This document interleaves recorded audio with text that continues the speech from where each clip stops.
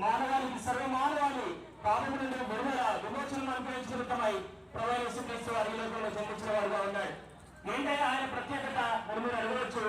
ప్రభువైన యేసుక్రీస్తు వారు మాత్రమే ఈ లోకంలో మరణించడానికి జన్మించిన వ్యక్తి ప్రభువైన యేసుక్రీస్తు వారు. ఆయన దేవుడు అయినటువంటి అయినప్పటికీ కూడా ఆయన తగ్గించుకొని మానవ రూపంలో దిగొచ్చిన వాడుగా ఉంటున్నాడు. అంత మాత్రమేనా, ప్రభువైన యేసుక్రీస్తు వారు ఈ లోకంలో జన్మించినప్పుడు ప్రజలందరికీ సంతోషకరమైన వార్త ఆయన సెలవిచ్చినారు. ఎందుకంటే తన ప్రజలను వారి పాపముల నుండి ఆయనే రక్షించిన కనుక ఆయనకి యేసు అని పేరు పెట్టుకోలేదు. అనగా ఆయనకి యేసు అనగా ఆయన సర్వ ప్రజల యొక్క పాపం నుండి విడిపించేవాడుగా ఉన్నాడు. ఆయన మరణించడానికి జన్మించి శిలువలో తన రక్తమును కాచి సర్వ మానవాళికి పాప క్షమాపణ అందుబాటులో ఉంచిన వాడుగా ఉన్నాడు. ఆ రక్తమును ఆశ్రయించినట్లయితే, ఆ శిలువను ఆశ్రయించినట్లయితే ప్రతి మానవుని కూడా ఈ లోకంలో శాంతి, సమాధానము, నెమ్మది, క్రిస్మస్ యొక్క ఆనందము వెలుగుసరిగా ఉంటుంది. లేకపోతే ఈ క్రిస్మస్ సందర్భంగా ఈ పండుగలను ఏ విధంగా జరుపుకున్నా కూడా దానివల్ల ఉపయోగం ఉండదు. ప్రియమైనటువంటి అయ్యా అమ్మ, నువ్వు ఎక్కడున్నా సరే ఈ ప్రభువైన యేసుక్రీస్తు వారు నీ కొరకు చేసిన కార్యములు, ఆయన నీ విషయంలో చూపించిన ప్రేమలు నువ్వు గుర్తించినట్లయితే ఆయన సూక్ష్మమైన మోషన్ నీకు అందించడానికి అందుబాటులో ఉన్నాడు. నీ పాప జీవితం ఏదైనా, నువ్వు ఏ స్థితిలో ఉన్నా నీ బ్రతుకులు మార్చగలడు. ఇక్కడ మా అందరి జీవితాలను ఆయన మార్చిన దేవుడు, సామాన్యుడు కాదండి. దేవాది దేవుడు మానవుల మధ్యలో దిగొచ్చిన వాడుగా ఉన్నాడు. చరిత్రలు రెండు భాగాలుగా ఉండాలి విభజించిన వాడు. క్రీస్తు పూర్వము, క్రీస్తు శకముని రెండు భాగాలుగా విభజించిన దేవాది దేవుడు ప్రభువైన యేసుక్రీస్తు వారు. అటువంటి దేవాది దేవుని ఈ మధ్యాహ్న దర్శనంలో నువ్వు పక్కన నువ్వు క్షమాపణ కోరుకున్నట్లయితే ఆ దేవాది దేవుడు నీ పాపను క్షమించడానికి సిద్ధమని వాడుగా ఉన్నాడు. యేసుప్రభువా, నేను పాపను నా పాపను క్షమించని ఒక చిన్న మాట అంటే నీ హృదయం మారిపోతుంది, నీ జీవితం మారిపోతుంది, సమస్తం వాళ్ళు బ్రతుకులు మార్చగలరు ఆయన. ఒకసారి ఈ ప్రభువైన యేసుక్రీస్తు వారిని ఆశ్రయించి నీ జీవితంలో ప్రయత్నించి చూడు. ఈ బైబిల్ గ్రంథంలో ఈ ప్రభువైన యేసుక్రీస్తు వారిని నమ్మినవారు చరిత్రలో వెలుగువారు ఎవరలేరు. అటువంటి దేవాది దేవుడు ఒకసారి ప్రయత్నించు, ఆయన జీవితాన్ని మార్చలేడు. ప్రభువైన యేసునందు విశ్వాసం చూడు, అప్పుడు నేను నిజవాడు గొప్ప ఆత్మరక్షణ పాపక్షమాపణ పొందడు. ప్రార్థన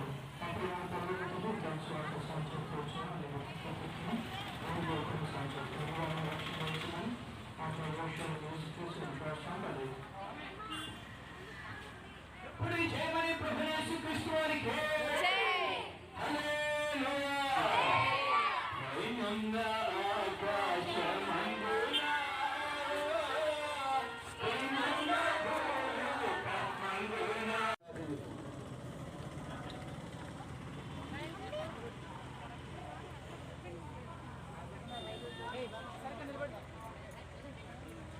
మా ప్రియులారా, సాయంకాల పేరులో ప్రభువైన యేసుక్రీస్తు వారి అతి శ్రేష్టమైన ఘనమైన పరిశుద్ధమైన నామంలో మీ అందరికీ సాయంకాల పేరులో శుభములు తెలియజేస్తా ఉన్నాం. Happy Christmas. క్రీస్తు జన్మదిన సందర్భంగా మీ అందరూ కూడా ప్రజలందరూ కలిగే మహా సంతోషకరమైనటువంటి సువర్తమానాన్ని మీ మధ్యకు తీసుకుని వచ్చాను. ఏంటంటే 2024 సంవత్సరాల క్రితమే దేవాది దేవుడు ఆయన మానవుడిగా ఈ లోకానికి రావాల్సి వచ్చింది. కాబట్టి సర్వసృష్టిని తన మహత్వ కలిగిన మాట చేత సమస్తం నిర్వహిస్తూ ఈనేటి వరకు కూడా కాబట్టి ఆయనకు లోబడుతూ ఉంది సర్వ సృష్టి. ప్రియమైన స్నేహితుడా, కాబట్టి సూర్యుడు చంద్రుడు తన కాంతిని ఇస్తా ఉన్నాడు. కాబట్టి ప్రపంచంలో జీవకోటి భూమిలో జలరాశులన్నీ కూడా ఆయన చుట్టూ వరకు చొప్పున ఆయన పెరుగుతూ ఉన్నాడు. కానీ నాడు మానవుడు ప్రియమైన వాళ్ళ దేవుని మాటకు లోబడే వ్యక్తిగా లేడు, పెడచేయబట్టేవాడుగా ఉన్నాడు, లోబడినటువంటి వాడుగా ఉన్నాడు. ఇటువంటి మానవుని కొరకై, లోబడినటువంటి మానవుని కొరకై చెడు మార్గాలను అనుసరించి ఆ దేవాది దేవుడు మహోన్నతుడు, మహోన్నతుడు, పరిశుద్ధుడు, నిత్య నివాసినటువంటి ఆ దేవుడు ఈ భూమి మీద మానవుడిగా రావాల్సి వచ్చింది. ఈ లోకంలో ఆయన కన్యక గర్భమందు జన్మించాల్సి వచ్చింది. యేసనగా రక్షకుడు తన ప్రజల వారి పాపముల నుండి ఆయనకు యేసుని పేరు పెట్టబడతా వచ్చింది. కాబట్టి నిన్ను రక్షించడానికి, కఠినమైన మానవుని బాగు చేయడానికి వందనాలు. మీ మరణ భూస్థాపన పునరుద్ధారములు, మీ ప్రేమను ఈ ప్రాంత ప్రజలకు మీ దాసుని గారు మీరు అందించినందుకు స్తోత్రాలు. ఈ ప్రాంత ప్రజలు నీ ప్రేమను ఎరుగునట్లుగా సహాయం చేయండి. నరకం నుండి తప్పించండి, పాప క్షమాపణ దయచేయండి, పరలోక రాజ్యానికి వారసులుగా చేయండి. వెళ్తున్నాం, తోడుకుండండి. ఈ పరిచర్యకు ఫలితాన్ని మేము చూడవడం సహాయం చేయండి. మా ప్రభువు రక్షకుడైన యేసుక్రీస్తు వారి పరిశుద్ధమైన నామం పేరిట ప్రార్థించి వేడుకుంటున్నాము తండ్రి, ఆమేన్. రాజుల రాజైన యేసు ప్రభు వారికి హల్లెలూయా. క్రియల కొరకు అతడు నలుగబట్టబడెను, మన సమానార్థమైన శిక్ష అతడి మీద పడెను. అతడు పొందిన దెబ్బల చేత మనకు స్వస్థత కలుగుచున్నది.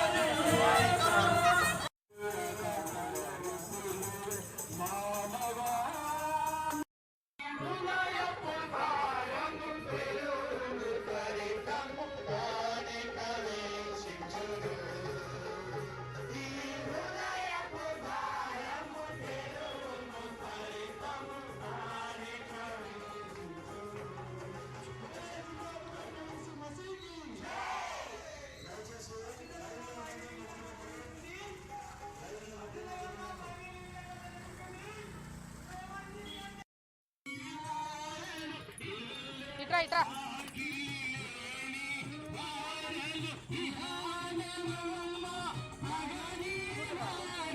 అన్న కూతురు, ఎక్కడైనా కూతురు, మా పిల్లలు కూడా వచ్చినారు.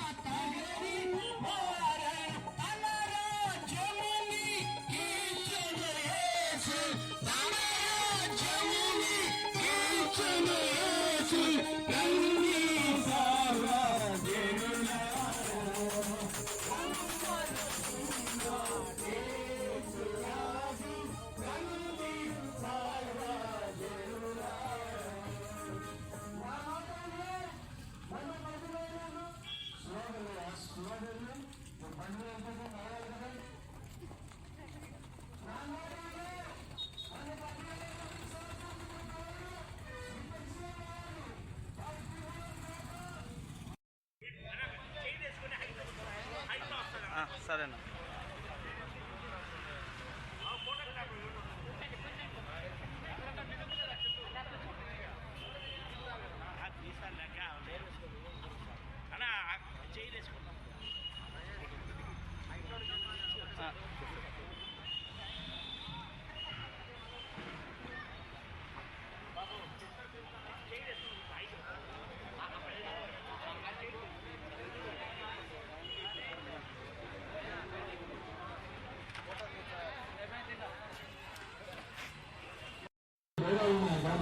పాపంలో చేయగలిగే ఏ భేదం లేదు.